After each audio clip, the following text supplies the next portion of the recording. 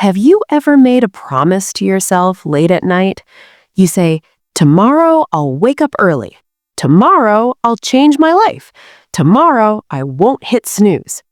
But when morning comes, your alarm rings, your eyes stay closed, and that promise quietly dies. If that sounds familiar, this story is for you. Because this is not just a story about waking up early.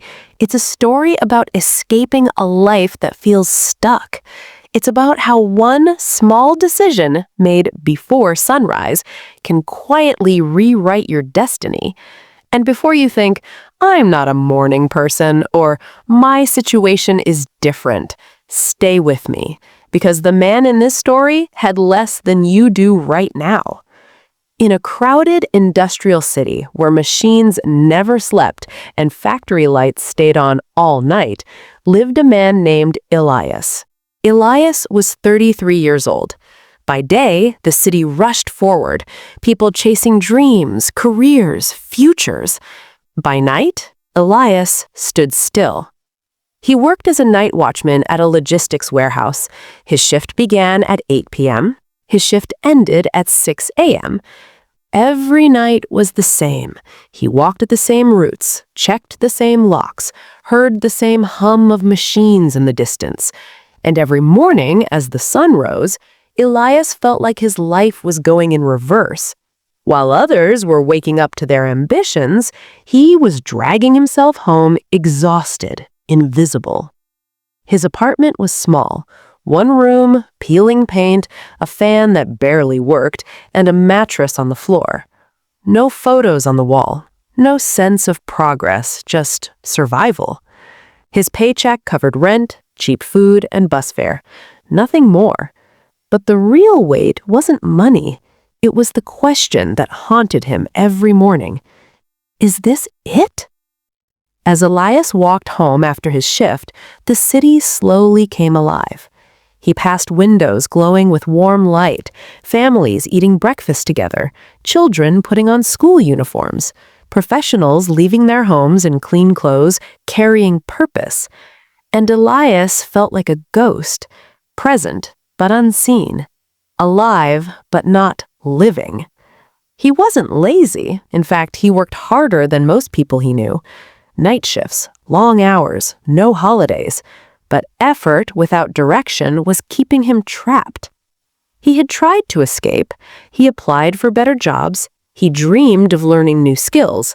But every plan ended the same way. Too tired, too late, too drained.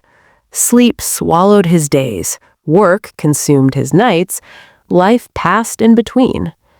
Once a week, Elias received a call from his mother.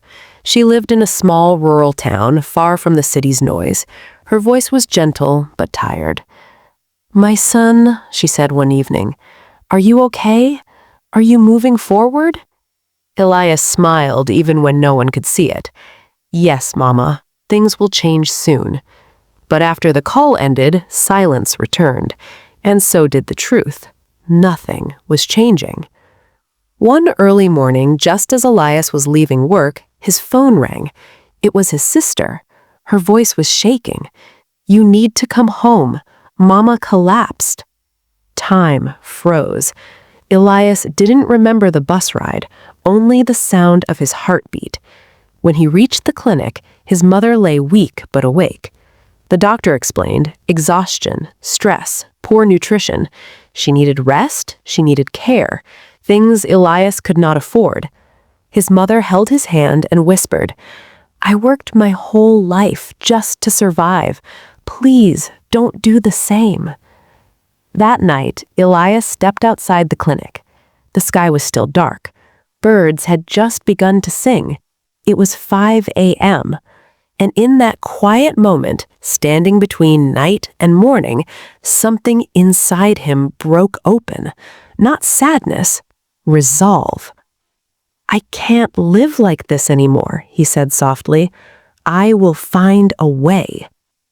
On the bus ride back to the city, Elias noticed a man sitting across from him, calm, well-dressed, reading a book.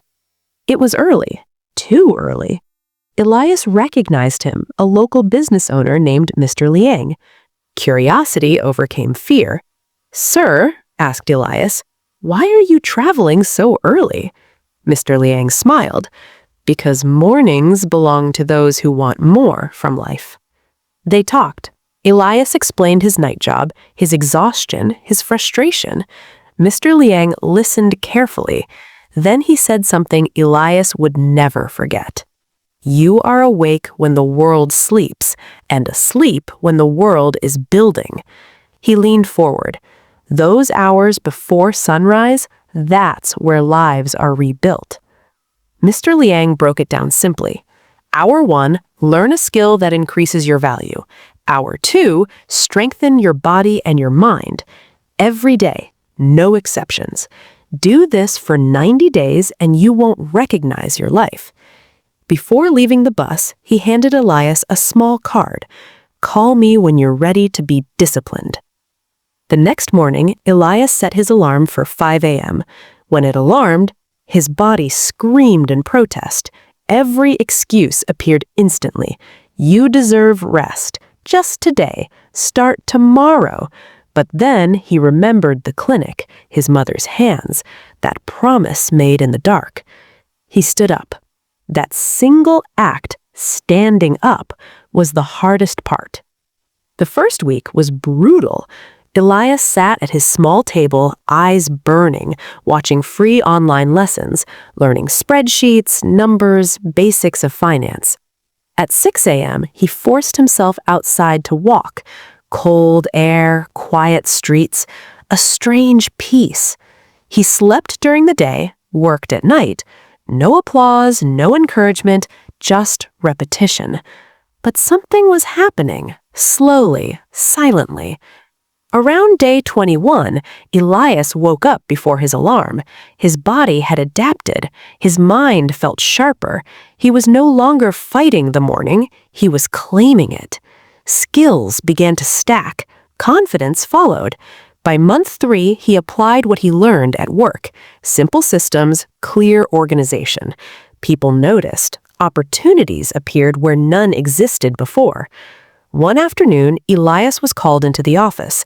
A new position, day shift, better pay, not because of luck, because of preparation done when the world was asleep.